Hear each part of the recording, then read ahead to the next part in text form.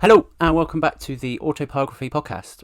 So this will be the first official episode. So the intention of this particular episode of the podcast is just to talk about how I got into pyrography and the crafts I've done over the years before pyrography, and sort of how I guess they've affected or aided my journey with pyrography, I guess.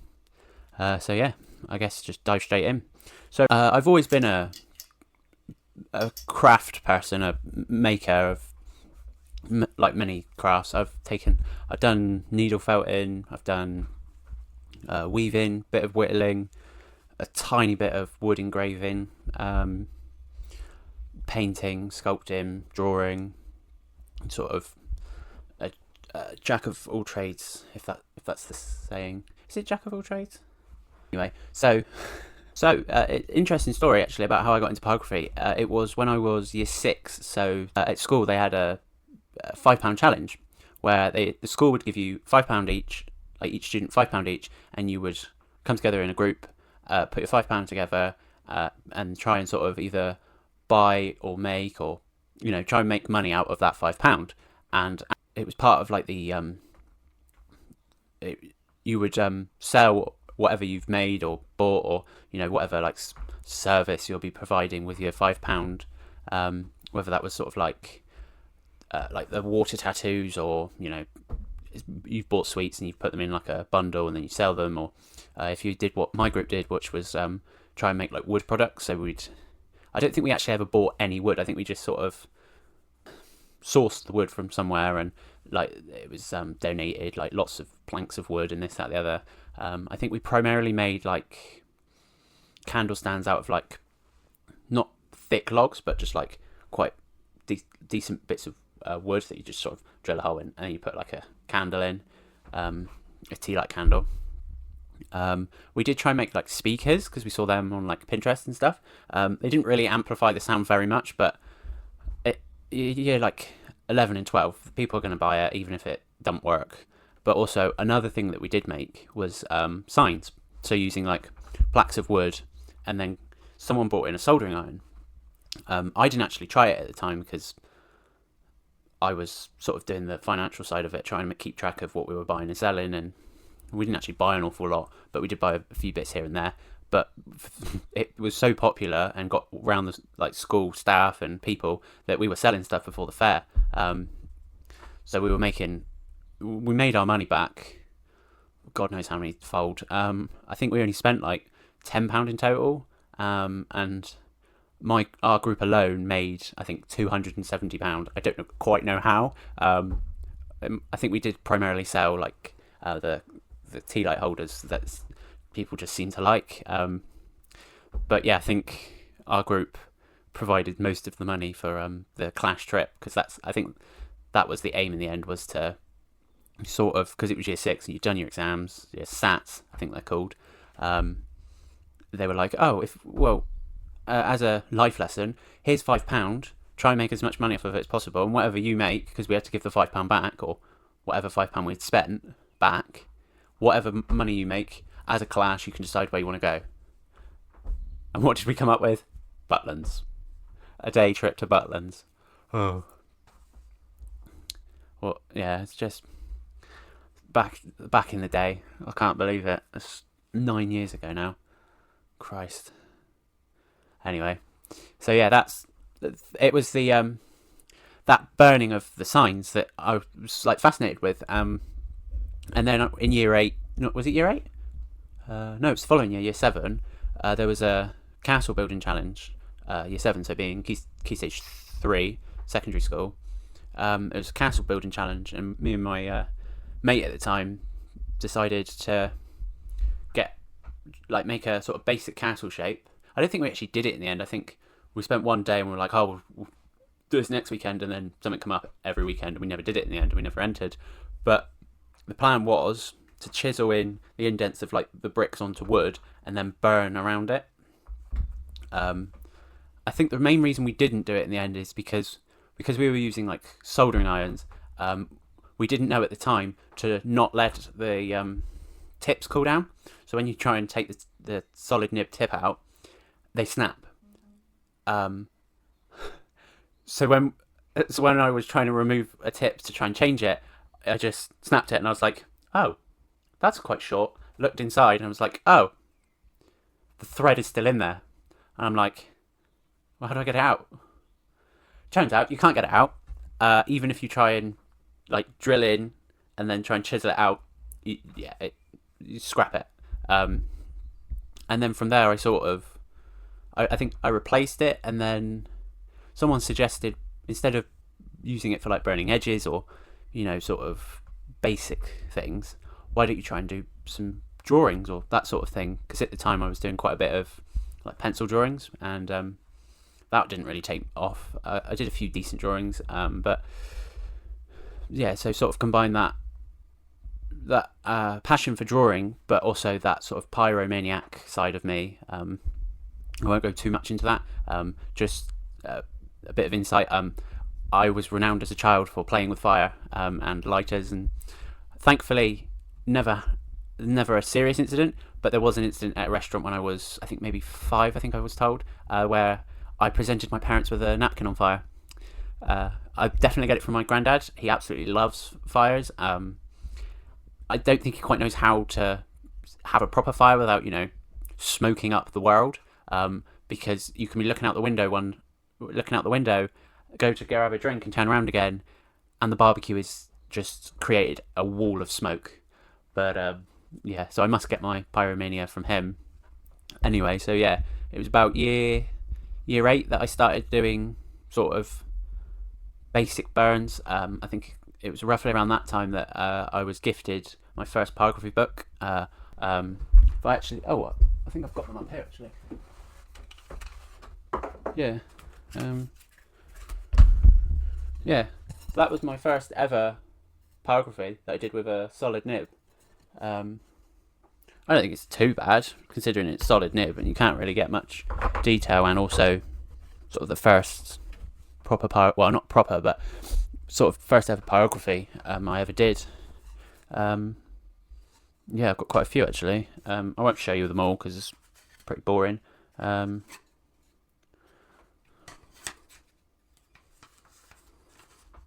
Still got the pencil designs from where I was planning to do them. Just a bit of insight about pyrography here, I've just noticed. Plywood. One of the worst words to be burning on. Granted, the wood itself is probably alright, but due to it being like sheets of wood that's glued together with what looks like, I believe, it's like MDF in the middle. When you burn into it, if you burn too deep, which is quite easy because it's such thin wood, if you burn too deep, you start burning into the glue and all the MDF, and the fumes will be toxic because obviously it's glue, and you do not want to be inhaling glue, essentially, toxic chemicals and that. But it took me a couple of years to figure that one out. I don't know if I actually read the book properly, because it was in looking back at the book now, it does say don't use MDF, don't use plywood. So I ignored that. So I'll probably pay for that in a couple of years' time when I get lung condition or something. But anyway, so yeah, that's where my sort of pyrography really started, was year 6, seeing sort of soldering irons being used for like words, letters, that sort of thing, and then it just sort of grew from there. And then it was maybe year 9, year 10, sort of when I was doing my GCSE, so around 2018, 2019, that I sort of decided to invest in a wire tip pen. Not a real professional one, just sort of a real basic one off Amazon, which was like maybe about 80 quid maybe, which was quite a bit for a 15-year-old to be buying a 80 quid pyrography pen, because I didn't really want to wait till my birthday or Christmas, because I was like, oh, these burns aren't terrible. I mean, looking at it now, it's not terrible considering it's wire tip, and I was still doing a bit of a small bit of drawing then, just sort of practicing the pencil skills. Such thin wood. Wow, I have come quite a way. I can see that from here. I've got the stag up there, and I'm looking at the old stag I've done. Bloody hell. Yeah, it was like year 9, year 10. So yeah, starting GCSE. Obviously, I took GCSE art, which for obvious reasons I absolutely love doing art. Don't find it a chore. I didn't feel like I was doing a GCSE. I just felt like I was doing all my other GCSEs, and then at the weekend I was just living life, doing my art that I always did. I used a lot of my pyrography as work for my GCSEs. And actually, I think I was sort of dabbling between sculpting actually at the time and pyrography. So pyrography's been it's been quite a strong craft, I would say. Then actually, come to think about it, I've never actually thought about how long I've been doing pyrography from the start. So yeah, crikey. But yeah, it's clearly come out on top because it's the only craft I'm still doing. Sculpting I've absolutely ditched because it's just stressed me out. I quite enjoyed the sculpting bit. It was just the painting, and yeah, I'm not. It's quite hard to maintain that mindset. So that's why I've just sort of prioritised pyrography, because it just seems to be one of those crafts that just seems to be getting better and better in my opinion, and I'm adapting. And obviously this is the latest piece to date now, which is the middle of June. If I might as well. I haven't named it yet, but I probably will have a name for it. So if I do upload this after I've named it, obviously I'll put the name on screen now. But yeah, I can see from that piece alone just how far I've come with the pyrography. Not to blow smoke up my arse, but it's like with all art, isn't it? You put the time, you put the effort in, and you just get there gradually, bit by bit. And it's such a rewarding craft. It's also a craft that if you mess up, it's really hard to salvage it. So I have two techniques if I mess up, like a section or a particular bit of the barn. So you can either scrape/file it off. So I use like wood files, really like thin ones, detailed ones, and either try and scrape it off to either like lighten the burn or completely get rid of it, which is good for trying to salvage small bits or bits in like the middle of a burn. But the other way is you completely sand it down with like 40 grit, completely get rid of it, smooth it down completely, and just start again, which can be trickier, but depending on how far in the burn you've got and all of that, it just, yeah. So yeah, that's how I got into pyrography. I'll put a link in the description below. I'm planning on putting out like blog posts on my website, just not to tell you how to do pyrography, just sort of really me just sort of making notes on how I've done pyrography, how I've developed over the years. If anyone was interested in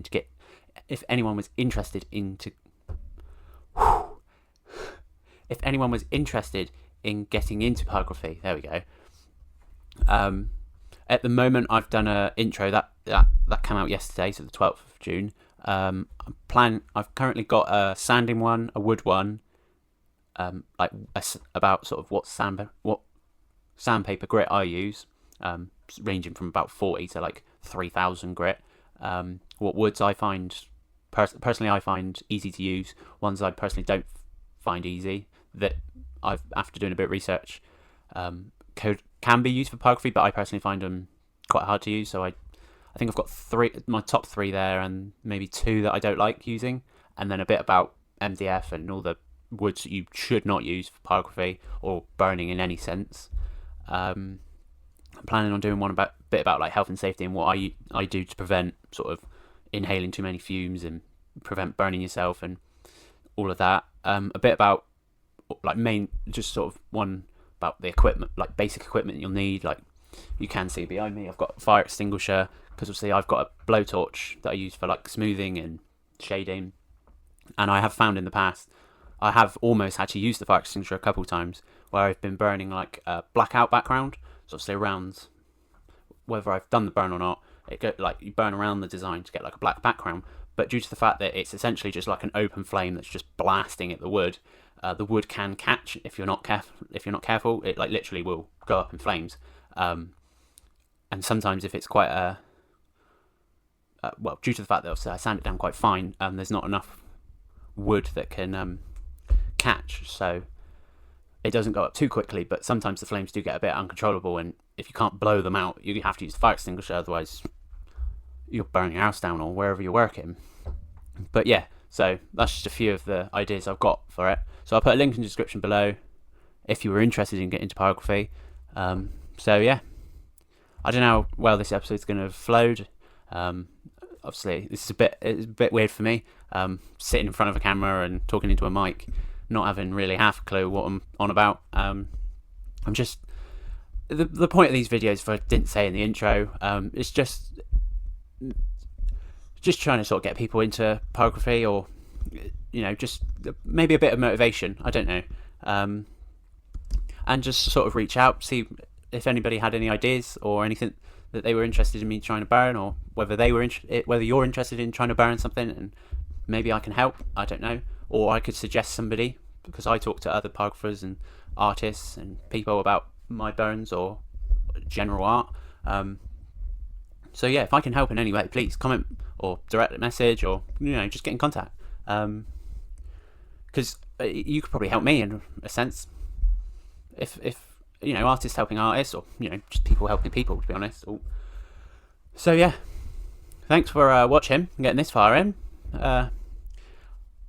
If you have watched this far, please comment potato, or emoji, or whatever they're called, the pictures.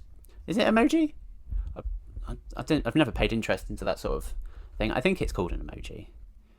Comment below if it is an emoji, and if there is a potato emoji, put it in the comment, and I'll know. We'll know that you've got this far into the video. So yeah, cheers for watching. If it has helped, please like. Don't feel you have to. Comment potato, and hope to see you in the next one. Cheers.